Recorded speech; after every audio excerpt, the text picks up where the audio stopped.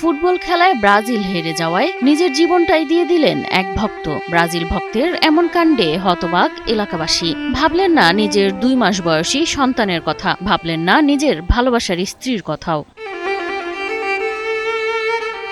খেলা দেখার পর ব্রাজিলকে নিয়ে ট্রল, হাসি তামাশা সহ্য করতে না পেরে গলায় দড়ি দেন তিনি। ব্রাজিলের হারেই নিভে যায় এক তরুণের জীবন।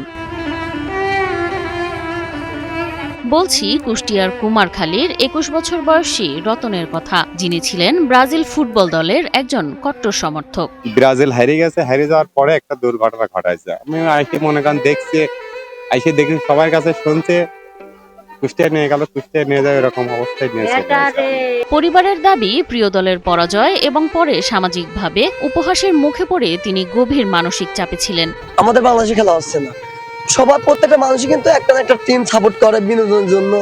সবাই এই যে উস্কানিমূলক কথা যে যাই বলুক না বলুক, এই যে ছেলেটা প্রাণ দিয়েছে, প্রাণটা কি আর ফিরে আসবে? গত সোমবার সকালে পরিবারের সদস্যরা ঘর থেকে কোনো সাড়া না পেয়ে দরজা ভেঙে ঢুকে তাকে অচেতন অবস্থায় দেখতে পান। ভোর 2টায় হচ্ছে ব্রাজিল ভার্সেস নরওয়ের ম্যাচ হয়েছে। সে হচ্ছে ব্রাজিলের খুব বড় একটা ভোট। তো ব্রাজিল হারিয়ে যাওয়ার কারণে সে খেলা দেখে এসে বাড়িতে আর কি শুয়েছে, ঘুমিয়ে গেছে। তার আরো 2 ভাইও ব্রাজিল, তারাও ঘুমাইছে বাড়িতে। তো সবাই ঘুমাইছে, ঘুমানোর পরে ঘুমের থেকে উঠে ওর শাশুড়ি আসছে যে দেখা করতে আসছে, বাড়িতে দেখা করতে আসছে। তো দেখা করতে আসার পরে এখন যায় দেখে ঘর লাগানো। দ্রুত হাসপাতালে নেওয়া হলে কর্মরত চিকিৎসক তাকে মৃত ঘোষণা করেন। এমন ঘটনা আগে কখনো দেখেনি গ্রামবাসী। তার 3 মাসের বাবু আছে, বিয়ে করেছে বছর 1.5 মতো। এই তার সংসার অনেক গরিব, দেখছেন তো বাড়ি ঘর নাই। আমাদের উঠে দাঁড়াতে হবে।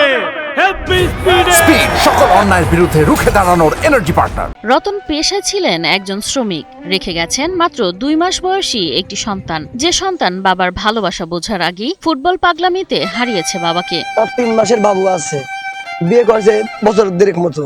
এই তার সংসার অনেক গরিব, দেখছেন তো বাড়ি ঘর নাই। ঘটনার সত্যতা নিশ্চিত করে কুমারখালী থানার ওসি আমিরুল ইসলাম জানান, ধারণা করা হচ্ছে ব্রাজিল দল হেরে যাওয়ায় গ্লানি ও ট্রল সইতে না পেরেই তিনি তার পথ বেছে নিয়েছেন। যতটুকু জানতে পারলাম যে ও ছিল ব্রাজিল সাপোর্টার। গতকালকে ব্রাজিলের খেলা হয়েছিল, খেলা হেরে গেছিল। তো সে মানসিক দিক থেকে বিপদগ্রস্ত হয়ে এসে সকালবেলা এসে সে রাত্রেও খায়নি। সকালবেলা ঘুম থেকে উঠছে, ওঠার পরেও সে একটু ফ্রেশ হয়ে একটা পারু থেকে আবার ঘুমায়। পরে ঘরে ধাক্কা দেয়, নাড়াচাড়া করে, কেউ কোনো সারা শব্দ নাই। পরে তার বাড়ির লোকজনকে বললে তার ভাই ছিল একজন মানিক, সে আর তার মা, এই 2 জন আবার ওকে নিয়ে জানালে যে দেখছে যে তার ছেলে ওই যে উন্নাদের পাড়ে দিয়ে ঝোলা। পরে তাড়াতাড়ি করে দরজা ভাঙছে, দরজা ভেঙে ভিতরে ঢুকাইছে, ফাঁস খুলে নামাইছে। নামানোর পরে চোখ পিটপিট করছিল। তাদের বক্তব্য চোখ পিটপিট করছিল, সঙ্গত কারণে তারা কুষ্টিয়াতে, আমার এই মুহূর্তে খেয়াল নাই, কুষ্টিয়াতে কোন ক্লিনিকে নিছিল, তারা বলছিল যে মারা গেছে। একটি ফুটবল ম্যাচ কখনোই একটি জীবনের চেয়ে বড় নয়। খেলায় জয় পরাজয় থাকবে, কিন্তু কাউকে অপমান, ট্রল বা মানসিকভাবে আঘাত করা কখনোই উচিত নয়। সেই সাথে সামান্য খেলাকে কেন্দ্র করে নিজের জীবন নিয়ে এত বড় ভুল সিদ্ধান্ত নেওয়া একদম উচিত নয় বলে মনে করছে সচেতন মহল।